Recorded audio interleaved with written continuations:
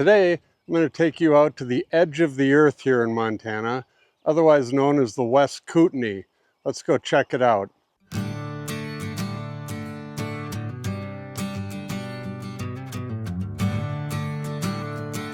So if you ever wanted to live in Montana but have a view of the Canadian Rockies, the West Kootenai would be your spot. Those mountains out in the distance, you're looking straight into Canada, and a view of the famous Canadian Rockies. And believe it or not, in all my years of traveling around Montana, I had never been to the West Kootenai. And if you're wondering where the West Kootenai is, it is on the west side of Lake Koocanusa, and Eureka is just on the other side of Lake Koocanusa. And the only way to get there, or the closest way from Eureka, is to cross the Cucusa Bridge, which is a bridge that you can see for miles coming down Highway 37 out of Eureka. And when I looked this up, I had no idea that this bridge is the longest and highest bridge in all of Montana. Who knew? But when you go over this bridge, you're crossing Lake Koocanusa, and you might wonder why that has such a weird name. I've talked about this in another video before about Eureka, but Koocanusa is actually three words that are tied together. This is fed by the Kootenai River that comes out of Canada. So you got the Koo, and the Can is for Canada, and then it goes into the USA. So Koocanusa. So if you ever wonder where they came up with that word, now you know. And this bridge, as I said earlier, is the longest and highest in Montana. It's 2,437 feet long, and it's 270 feet high. And the article that I found about this bridge was kind of funny because it said that even though this is the highest and longest bridge in Montana, it kind of goes to nowhere, which is also not really true. The West Kootenai is home to a small Amish community, and it's great. I'll show you this in a minute, but they make log homes up here, furniture up here, and the store up here is unbelievable. So once you get across the bridge, you're kind of reminded how remote this is. They warn you about bears, and you start driving up the road towards the little town, and the town from the bridge is probably about 15 miles up this road. And as you drive up this road, there's nothing.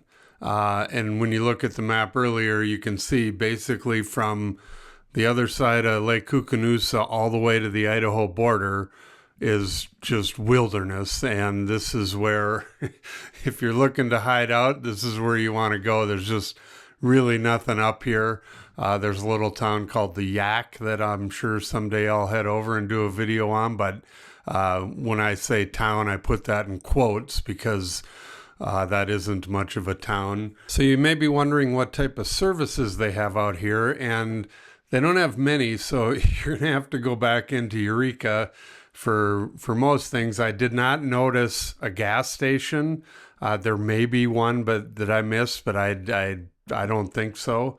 As far as what people do with their trash, they have this container site you see right here that you don't want to touch the fence because of the bears. This is all electric fence around these trash containers, so you don't want your dog or kids touching this fence. They do have this little volunteer fire department right here, which is also pretty critical in an area like this and an area as remote as this. They also have this very small little elementary school here that almost looks like a one-room schoolhouse. So like I said earlier, this is a small Amish community, so when you come up here, you're going to see a few different log home builders. You're going to see a few different furniture makers, and these guys are known around the state of Montana for some great products, so it was kind of cool to see in person.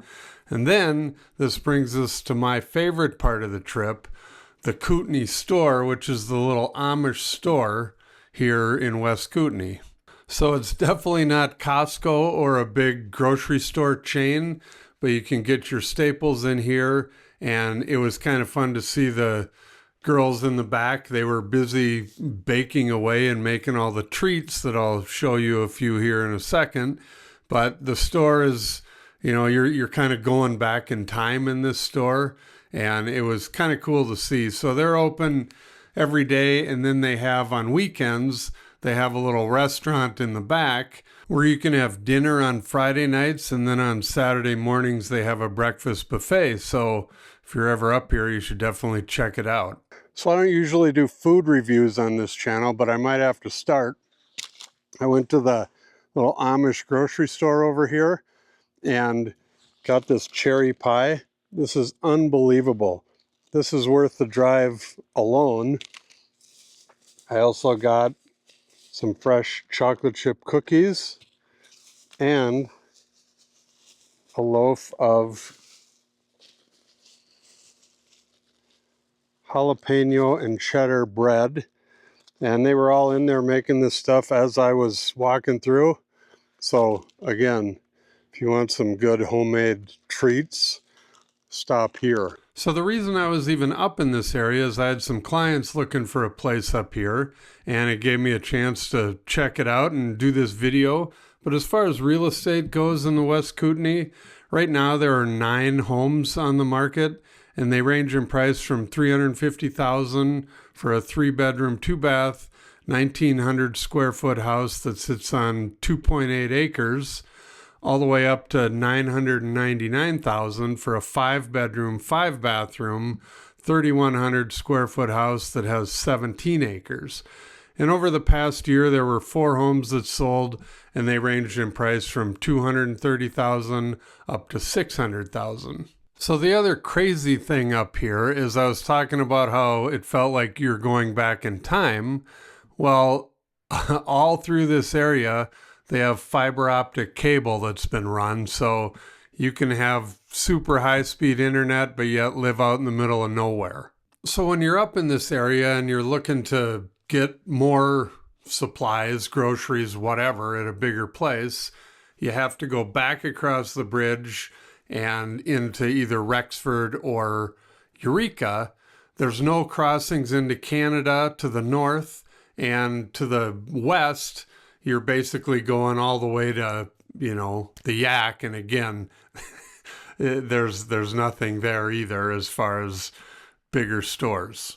The closest town to the West Kootenai is Rexford, which is 22 miles away back across Lake Koocanusa. And as you can see, Rexford isn't much of a town either.